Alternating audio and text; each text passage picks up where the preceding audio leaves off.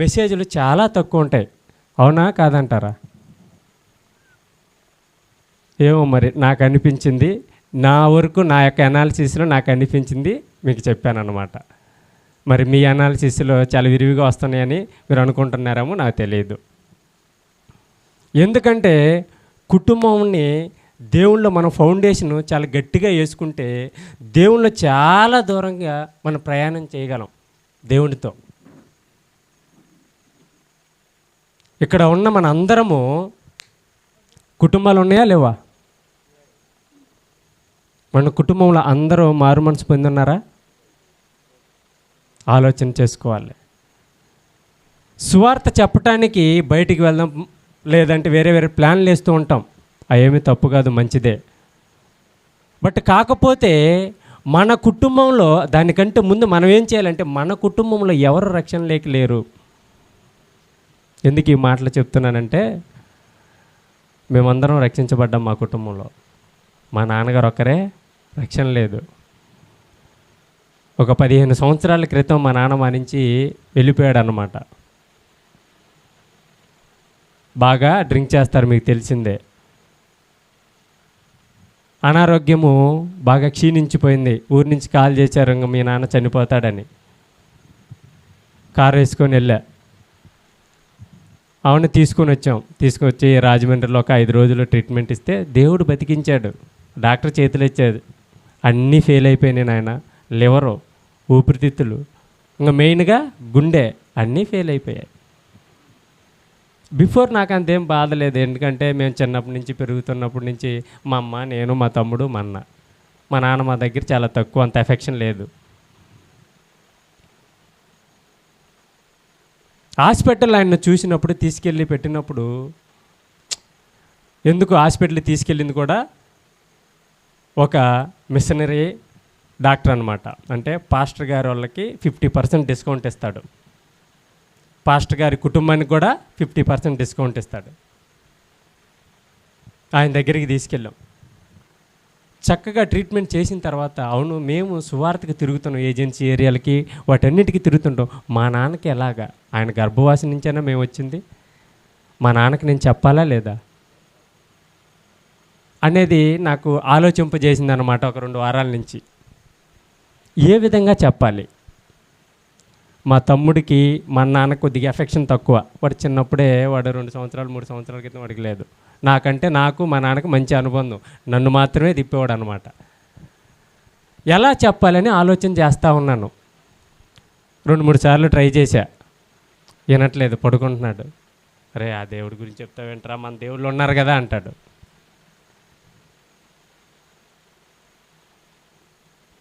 మీకు ఈ విషయం ఎందుకు చెప్తున్నానంటే ప్రేమైన వాళ్ళరా, మీ రక్త సంబంధికులు, మీ తోటి, మీతో మీ భార్య కావచ్చు, అదేవిధంగా మీ భర్త కావచ్చు, మీ పిల్లలు కావచ్చు, దేవుణ్ణి ఎరిగి లేదో మీరు చాలా జాగ్రత్తగా ఆలోచన చేసుకోండి. వారు కానీ ఎరిగి లేకపోతే వారి గురించి మీరు ప్రత్యేకంగా వచ్చి దేవుని సన్నిధిలో మోకరించి ప్రార్థన చేయకపోతే దేవుడు పట్టించుకోడు. మీరు ఎప్పుడైతే మోకరిస్తారో అప్పుడు దేవుడు కార్యం చేయటం మొదలెడతాడన్నమాట.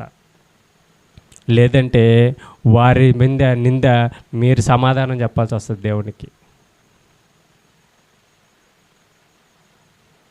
మనము బైబిల్ గ్రంథంలోకి వెళ్తే అపోస్తలుల కార్యములు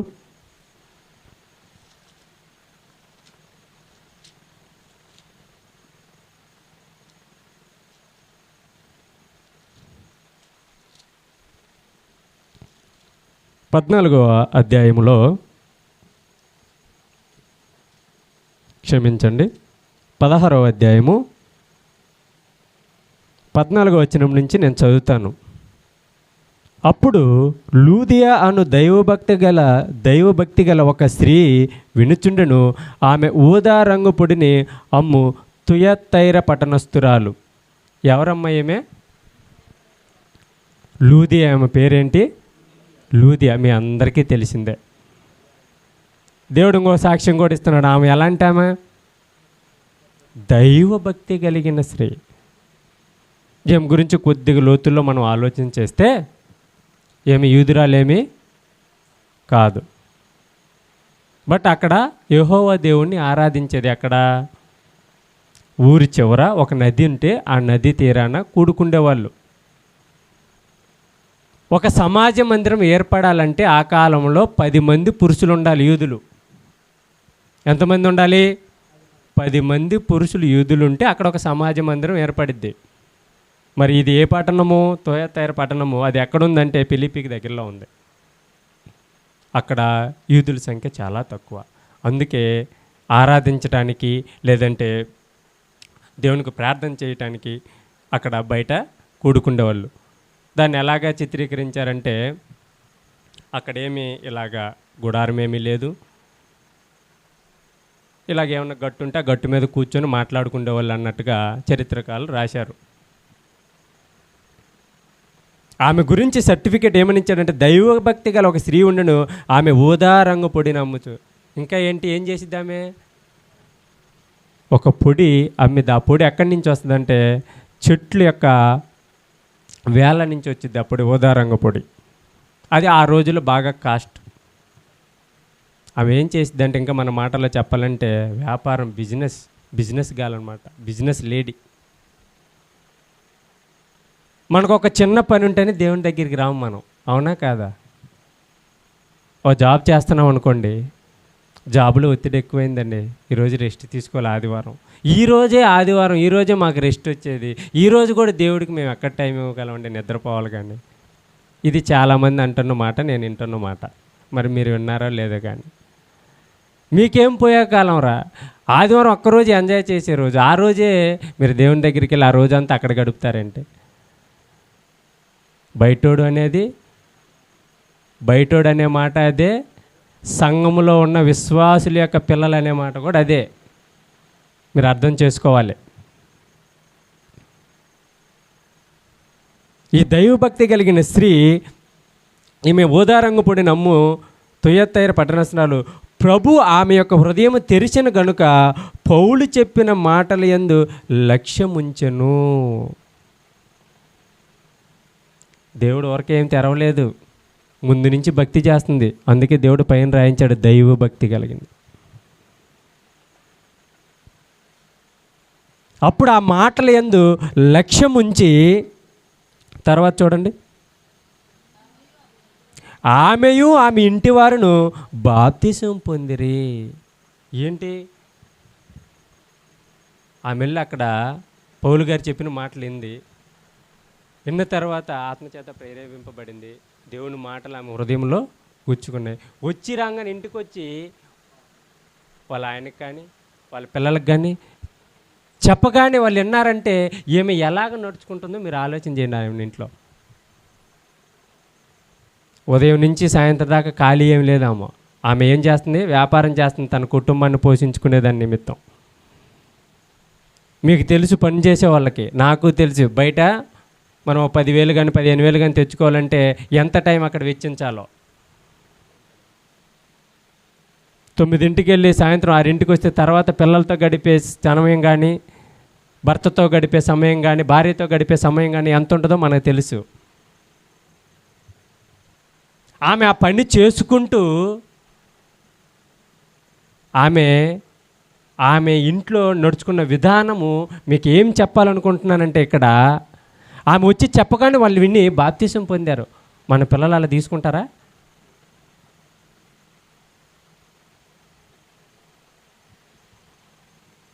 తీసుకుంటారా? నేను చెప్పగానే మా ఆవిడ తీసుకుంటుందా? మా ఆవిడ చెప్పగానే నేను తీసుకుంటానా? ఫస్ట్ కుటుంబాలను కట్టుకోండి బాగా. కుటుంబం బాగుందనుకోండి, ఎంత బలం ఉంటుందో మీకే తెలుసు. 2-3 కుటుంబాలు చూశాను నేను. మాతో పాటు సేవకు వస్తాడు అంకుల్ గారు, వందనంత. నేను ఆ సేవకు వెళ్తున్నాను, మీ ఆంటీ గారు ఏమీ సరిగా సహకరించట్లేదు. ఏంటి అంకుల్ గారు, నువ్వు వెళ్ళి అక్కడ సువార్త చెప్పకపోతే ఆగిపోయేది ఏం లేదు, కానీ ఇంట్లో పడుకో, పనికి వెళ్ళు. ఇప్పుడు నువ్వు సంకని బైబిల్ పెట్టుకుని మళ్ళీ విశ్వాసురాలు సండే తప్పకుండా చర్చికి వెళ్ళిద్ది. ఇంకా నాకు అప్పుడు మ్యారేజ్ అవ్వాల.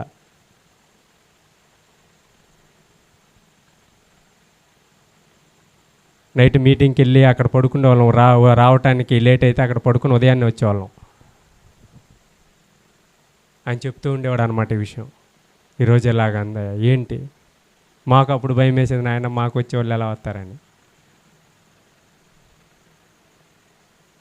ఒక ఆడావిడే మనకున్న ఆ తృష్ణని, దేవుని వైపున్న ఆ యొక్క బంధాన్ని లాగిపెట్టడానికి ఎంతో ప్రయత్నం చేసిద్ది. సాతానుడు అలాగ యూజ్ చేస్తాడు.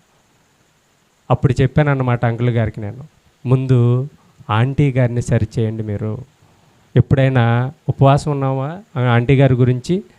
లేదు నాయన, మన బైబిల్ పట్టుకుని మాటలు చెప్పడమే పని. అది తప్పని నేను అనట్లేదు, ప్రార్థనా జీవితం ఉండాలి. నీ కుటుంబం గురించి నువ్వు కన్నీరు కార్చాలి. నేను ఎప్పుడు మా నాన్న గురించి ప్రార్థన కూడా చేయలేదు, ఎప్పుడూ ఒక్కోసారి చేసాను, నీ మధ్య చేస్తున్నా. ఆయన గర్భవాసి నుంచి వచ్చాము, నీ మాటలు చెప్తున్నాము, నీ గురించి బ్రతుకుతున్నాము. ఒక్క అవకాశమే ఆయనకి సేవ చేసుకుంటున్నాము, అవకాశమే ఆయన మనసును మార్చు. మేమేమన్నా తప్పు చేసి ఉంటే మమ్మల్ని కూడా క్షమించు. ప్లీజ్ దేవా అని రోజు ఉదయం నేర్చుకుంటాను నేను. ఇంకా ఉపవాసం ఉండలేదు, ఇంకా ముందు ఉంది. ఆలోచన చేయండి ప్రేమైన వాళ్ళ, మన నుంచి ఎలాంటి ఇనిషియేషన్ రావాలో. లేవు, మనము పెరిగిన భక్తిలో ఇలాంటి విషయాలు లేవు.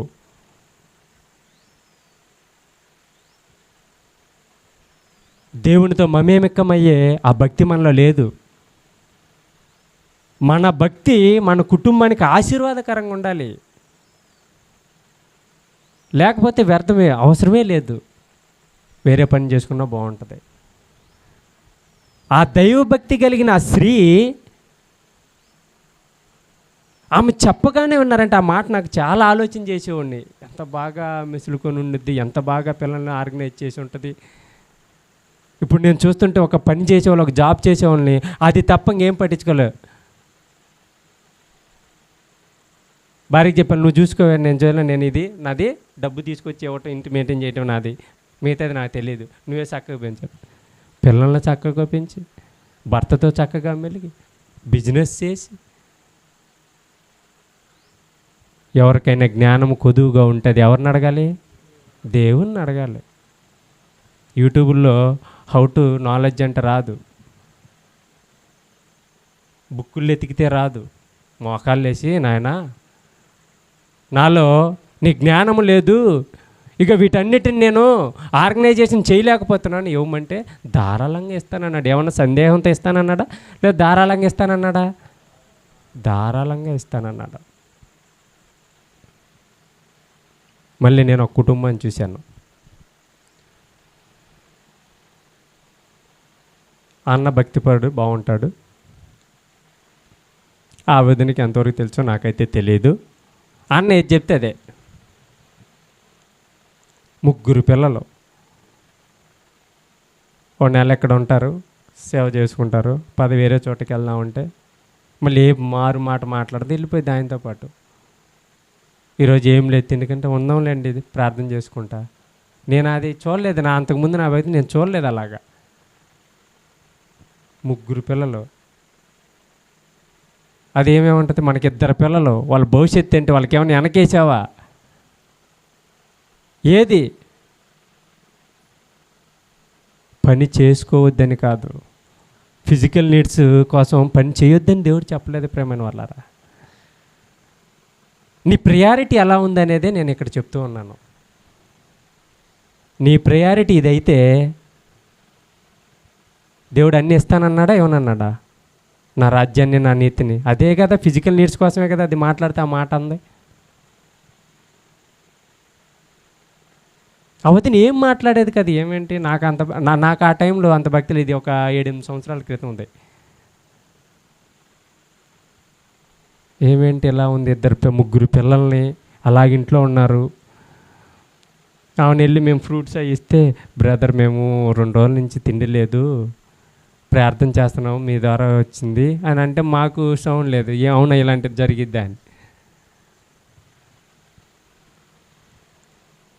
మన భక్తి ఇంకా అభివృద్ధి చెందాలి.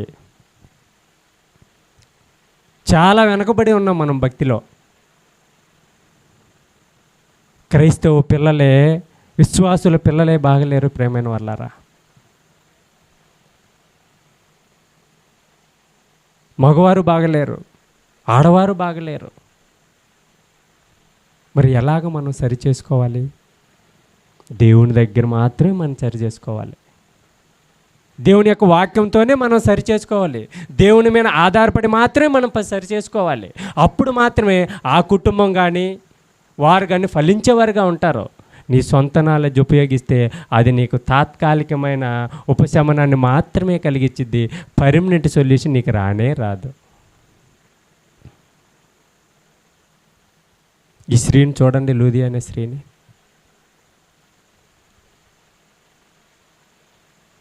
పెళ్ళి అయిన వారు కానీ పెళ్ళి కాని వారు కానీ ప్రార్థన చేసుకోండి బాగా.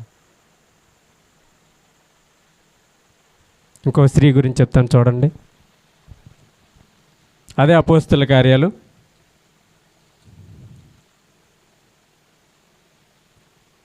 9వ అధ్యాయము 36వ వచనంలో ఒక స్త్రీ కనపడుతుంది మనకి. మరి యొప్పేలో తబిత అని ఒక శిశురాలు ఉండెను. ఏం పేరమ్మా? ఎక్కడుంది? యొప్పే అనే ప్రాంతంలో ఉంది. మనం ఎక్కడున్నాం? నూజివీల్లో ఉన్నాం. అవునా కదా? ఒక క్రైస్తవ స్త్రీ ఎక్కడుంది? యొప్పేలో ఉంది. ఆమెకు భాషాంతరము దొరక అని పేరు. ఆమె సత్క్రియలను ధర్మకార్యములను బహుగా చేసి ఉండెను. ఏం చేస్తుందంట ఆమె? సత్క్రియలను ధర్మకార్యం. ఆమె శిష్యురాలంట. ఏమన్నా డిఫరెన్స్ తెలుసా మీకు? విశ్వాసురాలికి కానీ విశ్వాసుడికి కానీ శిష్యుడికి కానీ డిఫరెన్స్ ఏమన్నా తెలుసా? విశ్వాసులకు శిష్యులకి ఏమన్నా డిఫరెన్స్ తెలుసా? నేను హైదరాబాద్లో ఉన్నప్పుడు ఒక అన్నని అడిగా, ఏంటన్నా డిఫరెన్స్ అని. తేడా ఏంటన్నా వీళ్ళిద్దరులే అని. తమ్ముడు, విశ్వాసులు దేవుని దగ్గరికి వచ్చి నాకు అది ఇది ఇది అని దేవుని పీకులాడతారు తమ్ముడు అన్నాడు. మరి శిష్యులు ఏం చేస్తారన్నాను. తమ్ముడు, దేవుడి దగ్గరికి వచ్చారు, దేవా నీకు ఏది అవసరము, మమ్మల్ని ఏం చేయమంటావు, నీ గురించి మమ్మల్ని ఏ విధంగా నువ్వు వాడుకుంటావు, నీ చిత్తం ఏంటి నా పట్ల, నీ ఉద్దేశం ఏంటి నా పట్ల అని అడుగుతారంట. ఇదే తమ్ముడు డిఫరెన్స్ అన్నది. అవునా అన్న అన్న. నిజమేనా కాదా? విశ్వాసులమైన మనము ఒక మెట్టు ఎక్కడికి వెళ్ళాలి? శిష్యులకి వెళ్ళాలి. ఇది ఒక మెట్టు అనమాట, ఒక స్థాయి. ఆ మాట చెప్తూ, శిష్యులంతా ఒకప్పుడు విశ్వాసులే తమ్ముడు. ఏమన్నాడు? శిష్యులంతా ఒకప్పుడు విశ్వాసులే, విశ్వాసులంతా శిష్యులు గారు తమ్ముడు అన్నాడు. అమ్మో, ఇదేం మాట! అర్థమైందా మీకు? నాకే కొద్దిగా కన్ఫ్యూజన్గా ఉండింది అప్పుడు చెప్పినప్పుడు. క్లారిటీగా చెప్తాను చూడు. శిష్యులంతా ఒకప్పుడు విశ్వాసులే, విశ్వాసులంతా శిష్యులని మెట్టులేకి వెళ్ళారు అంటున్నాడు.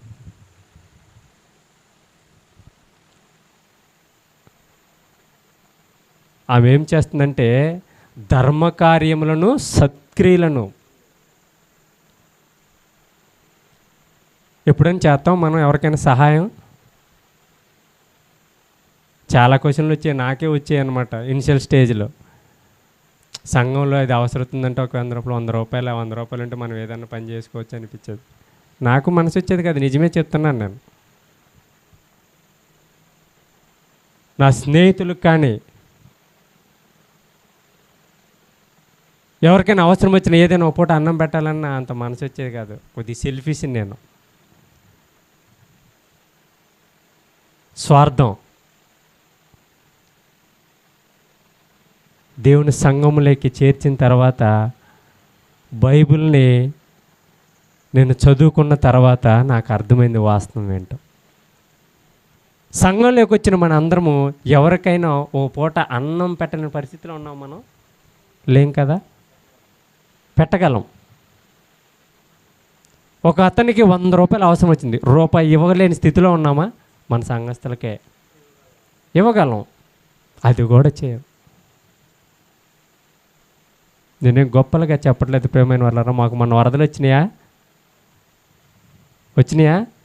చాలా నష్టం. నా భక్తి జీవితం అలా కొనసాగుతుంటే చాలామంది సేవకులమని డబ్బులు పంపించారు ప్రియమైన వాళ్ళారా. ఏంటి దీని గురించి అని నేను వెనక ఆలోచిస్తే, ఓకే నేను కొంత ఎప్పుడప్పుడు సాయం చేశాను కదా, ఇదే అనుకున్నాను. నేను నా స్తోమత మించే, నా కష్టంలోనే ఏదన్నా డ్రెస్ కొనుక్కుందాం అనుకుంటాను, సరే ఏదో అవసరం వచ్చిందో వాళ్ళకి ఇచ్చేది. చెప్పుకోవటానికి కాదు, ఆ ఫలాన్ని అనుభవించాను కాబట్టి చెప్తున్నాను. ఒక్కరోజు వెళ్ళి ఆమెకు వాక్య పరిచర్య చేసినందుకు ఆమె కొంత అమౌంట్ ఇచ్చిన, ఆయన మీరు బాగున్నారో లేదని 5 రోజుల నుంచి మీ గురించి ప్రార్థన చేస్తున్నాము అంటే ఏడుస్తున్నాము. ఆమె ఎవరు, నేనెవరు? మా బంధం ఎక్కడిది? క్రీస్తులోనిది. 4 ఏళ్ళు నోట్లోకి వెళ్తున్నాయి అంటే మన వెనక స్థితిని జ్ఞాపకం చేసుకోవాలి. ఎక్కడి నుంచి వచ్చామో కళ్ళు నెత్తికి మనకు అసలే ఎక్కకూడదు. ఇప్పుడు శుభ్రంగా తింటున్నాము అంటే మనకు ఆ బడ్డీని తెలుసు కదా, ఎవరు తినలేని వారు ఉన్నారో. సహాయం చేయాలి ప్రియమైన వాళ్ళరా. ఆమె అదే చేసింది అక్కడ. ఆ సహాయం వల్ల ఆమె ఏం పొందుకుందో తెలుసా? ఆమెకు వ్యాధి వచ్చి చచ్చిపోయింది. అవునా కదా? చనిపోయిందా లేదా? మీకు తెలిసి ఈ వాక్యం బాగా సుపరిచితం. ఆమె చేసిన ధర్మకార్యాలు, ఆ మంచి పనులు వల్ల ఆమె, పేతురు దైవజనుడు ఆమె దగ్గరికి వచ్చి ఆమె ప్రాణాలు లేపుతాడు ప్రేమని వాళ్ళారా. ఆమె బ్రతికిద్ది. ఎలాంటి కార్యాలు చేసిందో తెలుసా? విధవరాలను ఆదరించింది. ఆమె చేసే పని ఏంటనుకున్నారు? కుట్టు మిషన్ కుట్టేది. ఆమె కుట్టిన అంగీలను వాళ్ళకి ఇస్తూ ఉండేది. వాళ్ళు ఏడుస్తూ ఉన్నారు, మాకు చాలా పరిచారం చేసిందే, చాలా మంచిదే అని. పేతురు వచ్చినప్పుడు ఏడిస్తే, మీరు అందరూ బయట ఉండండి అని మేడగదిలోకి వెళ్ళి ప్రార్థన చేసి ఆమెను లేపుతాడు.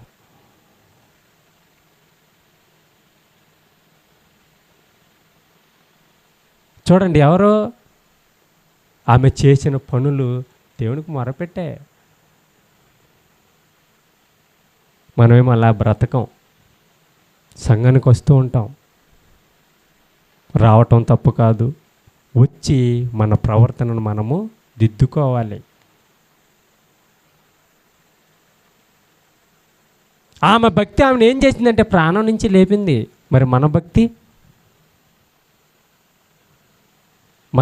మన కుటుంబానికి ఏమైనా ఆశీర్వాదకరంగా ఉందా?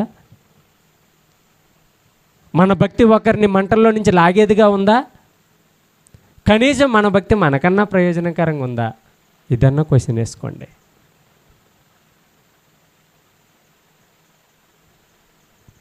దేవుడు అనేక మంది సేవకులు నిలబెట్టి మీకు అనేక మాటలు తెలియజేస్తూ ఉంటాడు. ఎందుకు పదే దేవుడు మాట్లాడుతుంటాడంటే మనలో ఏదో లోపం ఉందమ్మో, నేను సరి చేసుకోవాలని అర్థం.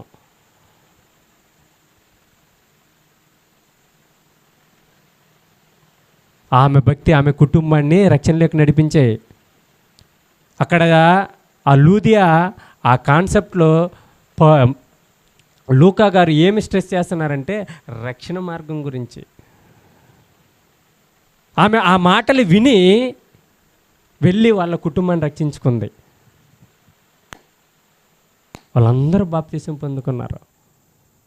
తర్వాత ఆమె ఏం చేసింది? నాయన మా ఇంట్లో ఉండండి అయ్యా కొన్ని రోజులు.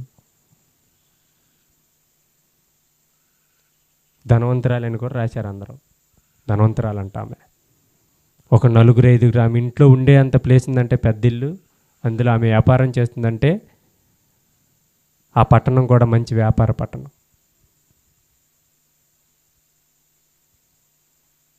ఆమె కాడ చూడండి ఎలాంటి భక్తి ఉందో. ఏమో చూడండి దొరకాని ఆమెను. ఏముంటాయి ప్రేమని వాళ్ళారా? కుట్టు మిషన్ కుట్టుకునే వాళ్ళ దగ్గర బాగా ధనవంతులై ఉంటారంటవా? అది మనకు తెలియదు. బట్ మనం ఒక ముందు అడిగేసి ఆలోచిస్తే ఉండకపోవచ్చు. ఆమెకు వచ్చిన ఆ కుట్టు పనిని అనేక మందికి వస్త్రాలు లేని వారికి కుట్టి అవి ఇస్తూ ఉంటాం. మనం ఎలాంటి స్థితిలో ఉన్నామో మనం ఆలోచన చేసుకోండి. క్రైస్తవ విశ్వాసులుగా ఉన్న మనము మన కుటుంబం పట్ల ఎలాంటి బాధ్యత ఉందో మీరు ఆలోచన చేసుకోండి. మన మాటకు మన కుటుంబంలో వాల్యూ ఉందా? మన కుటుంబాన్ని రక్షించుకునే విధంగా కానీ, మన కుటుంబము మనకు లోబడే విధంగా కానీ మన ప్రవర్తన ఉందా లేదా? దైవ క్రియలు అక్కడ మనం కనపరుస్తున్నామా లేదా? దైవ క్రియలు కానీ మీరు కనపరిస్తే మన కుటుంబం మనకెప్పుడు కూడా లోబడే ఉంటుంది. లోబడట్లేదంటే వాళ్ళని జడ్జ్ చేయకండి, ముందు మనలో ఇంకా ఏదో తప్పు ఉందని మనల్ని జడ్జ్ చేసుకోండి.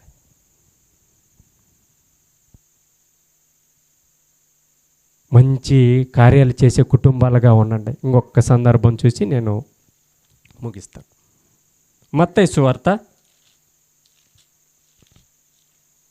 20వ అధ్యాయము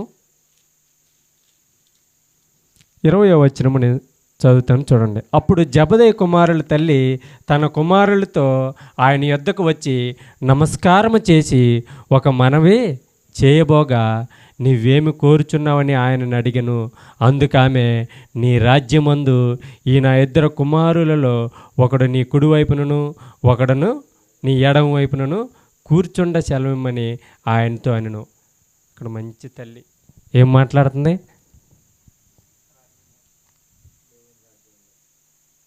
ఇలాంటి ఆలోచన కలిగి ఉండాలి. ఇదేమీ నెగిటివ్ ఏం కాదు, మీకు పాజిటివ్ లెక్కలని చెప్తాను. మళ్ళీ తన పిల్లలు ఎక్కడుండాలని కోరుకుంటుందంటే పరలోకంలో ఉండాలని కోరుకుంటుంది.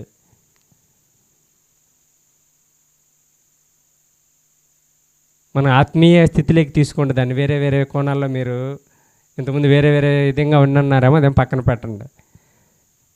ఆ తల్లి ఏం చేస్తుందంటే, నా ఇద్దరు పిల్లలు ఆ పరలోకంలో, మరి నీ పిల్లలు నా పిల్లల గురించి ఏమన్నా ఎప్పుడైనా, ఒరే నువ్వు చదివావా లేదా? ఏం చదివావు?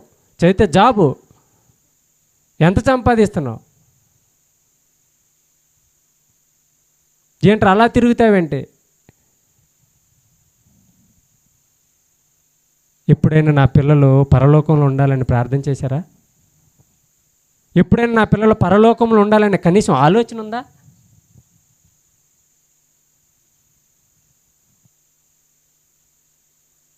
చాలా క్రైస్తవ కుటుంబాలకి ఆలోచన లేదు ప్రేమైన వాళ్ళరా. బాగా చదివించాలి, లేదంటే బాగా దేంట్లోనన్నా ప్రవీణ్ చేయాలి, దాంట్లో నిలబెట్టాలి. తప్పేం కాదు అది. బట్ ఇనిషియల్గా వాడు దేని మీద ఆధారపడే విధానే మీరు విత్తాలనేది చెప్తున్నాను. నేను ఏది చేసినా కానీ నాకు ఇక్కడ అశాశ్వతం అంటే శాశ్వతంగా ఇక్కడ నేను ఉండను. ఇదిగో నేను వెళ్ళాల్సిన చోటు ఉంది దేవుని దగ్గరికి, అక్కడికి వెళ్ళాలని ఆ విత్తనం మీరు వేసి ఆ తర్వాత మీరు ఏది వేసినా వాడు ఎక్కడ తిరిగినా మళ్ళీ వచ్చి అక్కడ ఆగుతాడు. మనం వేసేది ఎలా ఉంటుందంటే, మన పంపకం ఎలా ఉంటుందంటే, ఈ సమాజాన్ని తీసుకొచ్చి వాడికి రుద్దుతూ ఉంటాం. ఇది చాలా తక్కువ ఉంటుంది వాడికి దీని మీద నాలెడ్జ్. మగ పిల్లోడివి చదివా, ఎవరన్నా ఏమనుకుంటారు, ఏదైనా చేయరా, సంపాదించరా, ఏదోటి కానించి సంపాదించాలి, ఎక్కువ సంపాదించు, మళ్ళీ ఎతిక్గా సంపాదించమని అన్నాలి అయ్యని చెప్తాం. అది కూడా ఉండదు. ఎథిక్స్ కొన్ని నియమాలని ఉండవు ప్రేమైన వాళ్ళరా. ఆ తల్లి మంచి ఆలోచన చేస్తుంది, నా కుమారులను పరలోకంలో ఉండాలని కోరుకుంటుంది. మీకు కుటుంబాలు ఉన్నాయి, నాకు కుటుంబం ఉంది, మీకు పిల్లలు ఉన్నారు, నాకు పిల్లలు ఉన్నారు. నేను చేసే ఆలోచన కూడా ఇదే ప్రేమైన. నేను మొన్న రీసెంట్గా ఒక 3 వీక్స్ 4 వీక్స్ నుంచి చదువుతున్నప్పుడు అనిపించింది నాకు, నేనేం ఆలోచన చేసేవాను అనుకున్నారు పిల్లల గురించి. వాళ్ళకి ప్రార్థన ఎలా నేర్పాలి, లేదంటే బైబిల్ బుక్స్ ఎలా నేర్పాలి, ఇవి నేర్పిస్తూ ఉంటే తర్వాత వీళ్ళని చదువులు ఏం చదివించాలి, ఏం చేస్తే బాగుంటుంది, ఇవన్నీ ఆలోచన చేస్తే డాక్టర్ చేయాలి ఒకరిని. నిజమే, మా ఆవిడ నేను ఆలోచించిందే చెప్తున్నాను నీకు, అబద్ధం ఏం చెప్పలేదు. ఇవన్నీ డాక్టర్ని చేయాలి ఒకరిని, ఇంకొకరిని ఏం చేయాలి, ఇంకొకరిని కూడా డాక్టరే చేయాలి. ఏంటి ఇలాగే ఉంటాయి. దేవుడి ఉద్దేశం వాళ్ళ పట్ల ఏముంది? నేను అనుకుంటే అయ్యిద్దా? వాళ్ళు కరెక్ట్గా చదువుతారంటావా? ముద్దులు అవుతారా? దేవుల్లో ఉంటారా? లోకంలో కలిసిపోతారా? వాళ్ళ మైండ్ ఎలా ఉంటుంది? ఇవన్నీ ఎవరి మీద డిపెండ్ అయి ఉంటాయి? ఇవన్నీ మనకేమైనా తెలుసా?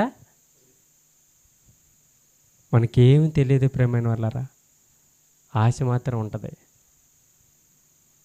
ఎవరమైనా కానీ పిల్లలు బాగుండాలనే కోరుకుంటామా లేదా? మంచి ఆలోచన.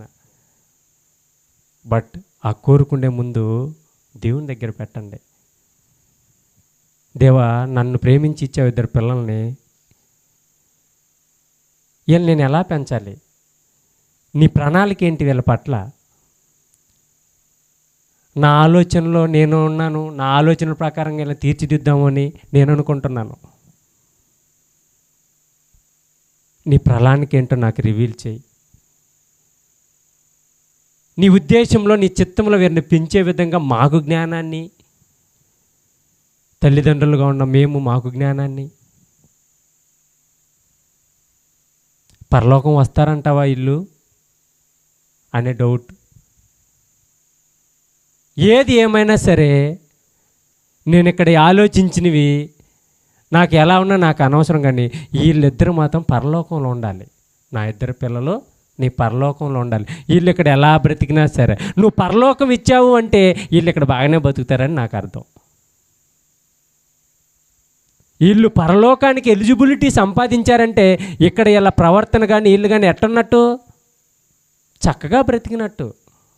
చక్కగా బ్రతకటం అనే మాటకి మీ అర్థము కోట్లు వెనకేశారని కాదు. చక్కగా బతికారని అనగానే బయట వాళ్ళ దగ్గరికి వెళ్ళి అనగానే ఎంత సంపాదించారు, ఎంత ఉందిరా, ఇదే మాట. చక్కగా బతకడం అంటే ఆరోగ్యం గురించి కూడా అనరు వాళ్ళు. బాగా బతుకుతున్నాం, వాళ్ళకేమి వెనక డబ్బు చాలా ఉంది, డబ్బు చాలా ఉంది. అది కాదు ప్రేమని వాళ్ళ దేవుడు మనకు చెప్తుంది. చక్కగా బ్రతకటం అంటే మంచి విలువలు కలిగి, మంచి ఎథిక్స్ కలిగి, సంతోషంతో, సమాధానంతో, నెమ్మది కలిగి ఇవన్నీ ఉండటం అన్నమాట. ఇది బాగా బ్రతకటం అంటే. ఆరోగ్యంతో. లోకంలో ఒక నిర్వచనం ఉంటుంది, దేవుడు ఒక నిర్వచనం ఉంటుంది. మనం ఇది గైకొనాలి.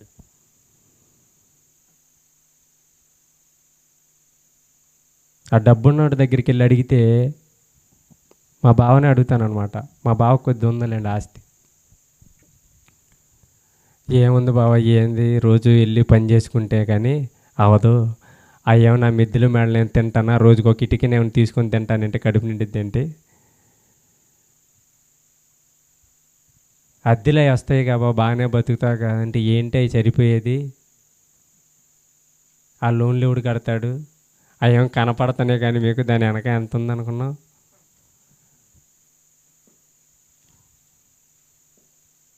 ఎవడు ప్రాబ్లంలో ఆడుకునే ప్రేమ. మనం అనుకుంటాం మన స్థితిని ఆయన చూసి మనం వాతలు పెట్టుకుంటా ఉంటాం, అంతే. ఏముండదు అక్కడ. కాబట్టి నేను మీకు చెప్పాలనుకున్నది ఏంటంటే ప్రేమని వాళ్ళరా, మన భక్తి మన కుటుంబాలకు ఆశీర్వాదంగా ఉండాలి. మన నడవడిక మన కుటుంబాలను కట్టుకునేదిగా ఉండాలి. మన మాట మన కుటుంబాలు అందరూ వినాలి. సంఘానికి వచ్చేటప్పుడు కుటుంబాన్ని వెంట పెట్టుకొని రండి, అలవాటు చేయండి. సంఘంగా కూడుకోవటం చాలా మంచిది ప్రేమైన వాళ్ళరా. ఈ విధమైన వాతావరణంలో ఉంటే మైండ్ చాలా చేంజ్ అవుద్ది. మా అమ్మ మమ్మల్ని అలాగే తీసుకెళ్ళాదనమాట. మేమేమో సరిగ్గా వెళ్ళేవాళ్ళం కాదు. నేను మా తమ్ముడు అసలు వెళ్ళేవాళ్ళం కాదు. దేవుడు ప్రణాళిక ఏంటో, దేవుడి చిత్తం ఏంటో, దేవుని యొక్క ఆలోచన ఏంటో కానీ మా పట్ల ఇదిగో ఇప్పటికీ ఇలాగ ఉన్నాం. మన కుటుంబాల్లో మనం కానీ సంతోషించాలి అంటే ముందు మనము దేవునిలో సంతోషించేవారిగా ఉండాలి. ఇప్పుడు నా భక్తి నా భార్యని నా పిల్లల్ని కట్టేదిగాను, దేవునికి అతి దగ్గరగా జరిపించేదిగాను, వాళ్ళని భక్తి మార్గంలో నడిపించేదిగాను ఉండాలి. నేనే సరిగా లేకపోతే, నా మాట తీరే బాగలేదు, నా ప్రవర్తనే బాగలేదు, నా చూపే బాగలేదు, వాళ్ళు మరి బాగుంటారా? బాగోరు. అది నిజ సత్యమే కదా, మనకు తెలిసిన సత్యమే కదా అది. ఎవరైతే మీ కుటుంబాలు బాప్తీసం తీసుకోలేదో వాళ్ళ గురించి ప్రార్థన చేయండి, వారికి సువార్త చెప్పండి, వారి గురించి కన్నీటి ప్రార్థన చేయండి, వారి గురించి ఉపవాసం ఉండి ప్రార్థన చేయండి, దేవుణ్ణి పదే పదే అడగండి. మన భక్తి ఏం చేయాలి? మనకు లాభంగా ఉండాలి, మన కుటుంబానికి లాభంగా ఉండాలి. అప్పుడు మాత్రమే మనం మంచి క్రియలు చేయగలుగుతాం, ధర్మకార్యాలు చేయగలుగుతాం. ఆమె మనసును తెరిచాడంట ప్రేమని వాళ్ళారా లూదియా. ఆమె సేవించే దేవుడు కదా ఆయన. గ్రంథకర్త రాస్తాడనమాట, ఆమె యూదురాలు కాదు, యెహోవాని సేవించడానికి అక్కడ వచ్చేది మామూలుగా. ఆ విన్న మాటల ప్రకారంగా బ్రతుకుతుంటే అప్పుడు దేవుడు ఎంటర్ అయ్యాడు. ఇంకో సందర్భం మీకు తెలుసా? కొర్నేలి సందర్భం తెలుసుగా మీకు. శతాధిపతి, మంచి అధికారంలో ఉన్నాడు, ఆయన అన్నిడే. ఆయన చేసిన కార్యాలు దేవుణ్ణి మొరపెట్టినాయి అంట. అందుకు దేవుడు పేతురును పంపించాడు. దేవుడి నుంచి నీకు నాకు సమాధానం రావాలంటే మన పనులు బాగుండాలి. మీ కుటుంబం నా కుటుంబం దేవుళ్ళో వర్ధిల్లాలంటే మీరు నేను ఫస్ట్ దేవుళ్ళో బాగుండాలి.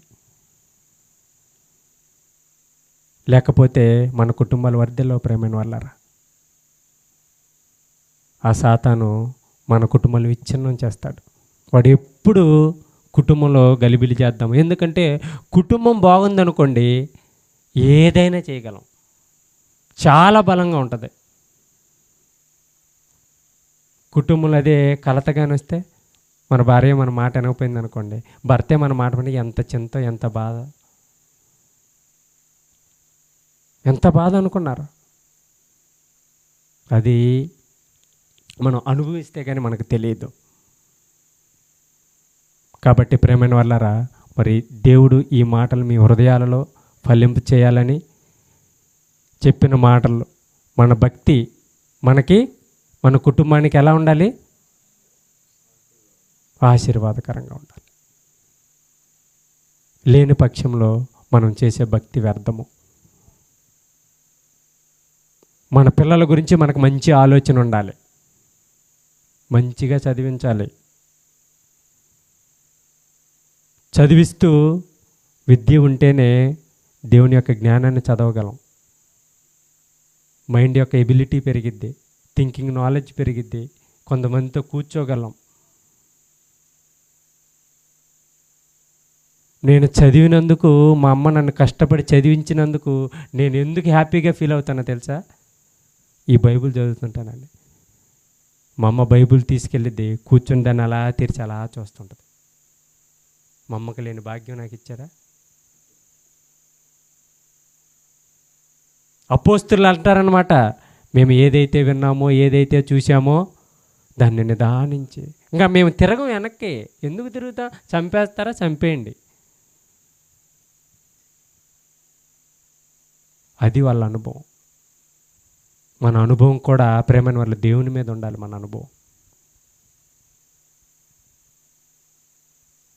కాబట్టి జాగ్రత్తగా మన కుటుంబాలని, సంఘంని, సంఘం గురించి ప్రార్థన చేయాలి, కుటుంబాల గురించి ప్రార్థన చేయాలి. మన ప్రవర్తన సంఘంలో బాగుండాలి. ఎవరు కూడా మనల్ని బట్టి తృణీకరించకూడదు, ఎవరు కూడా మన యొక్క ప్రవర్తన బట్టి వెళ్ళిపోకూడదు సంఘం నుంచి. మన మాట తీరు, మన చూపు కానీ, మన మాట తీరు కానీ, ఏదైనా సమస్యలో ఉంటే వాళ్ళని ఆదరించే విధంగా కానీ, హెల్ప్ చేసే విధంలో కానీ ముందు ఉండాలి. మనం ఉన్న దాంట్లో ఏదో మన కుటుంబాలను కష్టపెట్టి చేసేంత కాదు. ఆ క్రియల వల్లనే ఆమె చనిపోయిన దొరక దేవుడు పేతురును పంపించి లేపించాడు. మరి మనం ఎలాంటి పరిస్థితిలో ఉన్నామో చూడండి. వెదుటివాడికి కష్టం వస్తుందంటే, వెదుటివాడి ఫ్యామిలీలో ఇబ్బందిగా ఉందంటే మనం సెటరేట్ అవ్వాలి. మనకు ఫ్యామిలీ ఉందిగా, మనకు రాదని గ్యారంటీ ఉందా ఆ ప్రాబ్లం?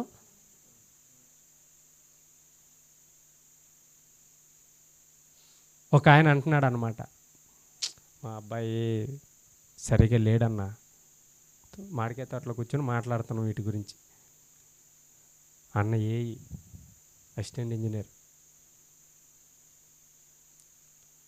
నా కొడుకు బాగాలేడన్నా, మరి దేవుడు ఏమైనా చంపేస్తాడేమో అని, సరిగా బిహేవ్ చేయట్లేదు, దేవుళ్ళు సరిగా లేడు, భయంగా ఉంది. ఆయన కూడా సేవకుడు అంటే వాక్యం చెప్తాడు, బైబిల్ బాగా చదువుతాడు, అవగాహన ఉంటుందిగా బేసిక్ థింగ్స్ అయినా. ప్రవర్తనను బట్టి ఏం చేస్తాడు దేవుడు అని, ఎలాంటి శిక్ష వస్తుందని భయపడుతూ ఉన్నాడు. పక్కన అంకుల్ గారు కూర్చొని, మీ వాడు అలా ఉన్నాడు, మా వాడు చాలా మంచివాడు, మా వాడికి అలాంటి దేవుడు లేని, మా వాడు బాగానే బతుకుతున్నాడు అని ఆయనకి ఆలోచన కలుగుతుందంట. అన్న వెళ్ళిన తర్వాత మేము మాట్లాడతాం, మనోళ్ళు ఎంత మంచి ఉన్న అంకుల్ గారు, సాతాను గాడు పట్టుకున్నాడా, వాళ్ళకంటే భ్రష్టులు అయిపోతారు. దేవుడు అలోనెస్ ఇచ్చాడా, మన గర్వాన్ని బట్టి అలోనెస్ ఇచ్చాడా, ఆడికంటే భ్రష్టులు అయిపోతారు. కాబట్టి అలాంటివి మనం విన్నప్పుడు మనం ఏం చేసుకోవాలంటే, ఇప్పటివరకు నా కొడుకుని బాగుంచినందుకు నీకు వందనాలు నాయనా, నా జీవితంలో మళ్ళీ ఇదిగో ఈయన మాట్లాడినట్టుగా నా కొడుకు గురించి నేను మాట్లాడకుండా స్థితిని మాత్రం నువ్వు ఇవ్వు అని మనం దేవుని దగ్గర భయపడేవారిగా ఉండాలి. అలాంటి ఆలోచనలు మనం కలిగి ఉండాలి. కాబట్టి మన హృదయాల్లో పొంగింపుకోక, గర్వానికి వెళ్ళక, చాలా తగ్గి బ్రతకాలని మరి నేను కోరుకుంటూ ఈ చిన్న మాటలు దేవుడు దీవించునుగాక. కళ్ళు మూసుకుంటూ ప్రార్థన చేసుకుందాం. పరిశుద్ధుడా, ప్రేమ కలిగిన మా కన్న తండ్రి, నాయనా, మా పిల్లలని, మా కుటుంబాలని నాయనా